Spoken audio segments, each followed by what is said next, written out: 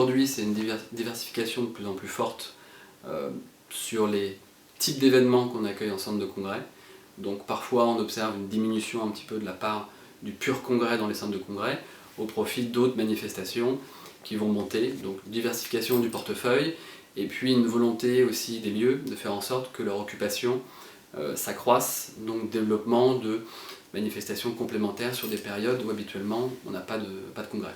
Mais au-delà de cet aspect purement national, la France elle est en course aussi pour accueillir un certain nombre de congrès internationaux qui par essence sont tournants, donc d'une ville européenne à une autre, d'une ville mondiale à une autre.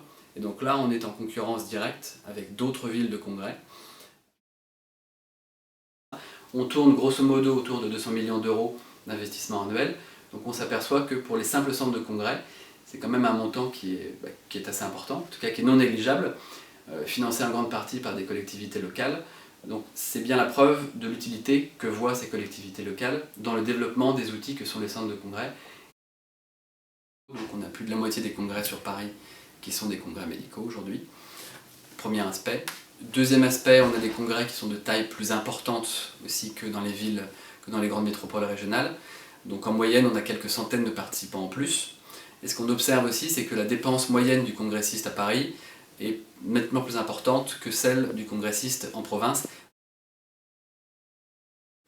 Sur le simple aspect environnemental, on a un effort qui est fait de façon notable par un certain nombre de centres de congrès, dans la façon dont ils sont construits notamment, normes HQE, consommation faible d'énergie, voire auto-alimentation des sites par photovoltaïque notamment. Donc on a vraiment cet aspect environnemental qui est pris en compte, mais dans toute la dimension de la RSE et du développement durable, on a aussi un certain nombre d'acteurs qui mettent de plus en plus en avant la dimension économique et sociale de leur manifestation.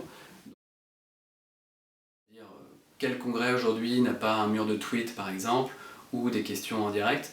Bon, tout cet aspect d'interaction avec le public et les sachants qui vont parler lors du congrès est un aspect qui se développe et qui fait appel aux réseaux sociaux pour relayer un peu l'information du congrès. Et même de façon plus sophistiquée, on voit certains congrès qui sont diffusés en direct dans des pays étrangers ou dans des salles qui sont délocalisées au profit de certains organisateurs qui souhaitent qu'on puisse toucher une population plus large sur d'autres continents ou dans d'autres pays.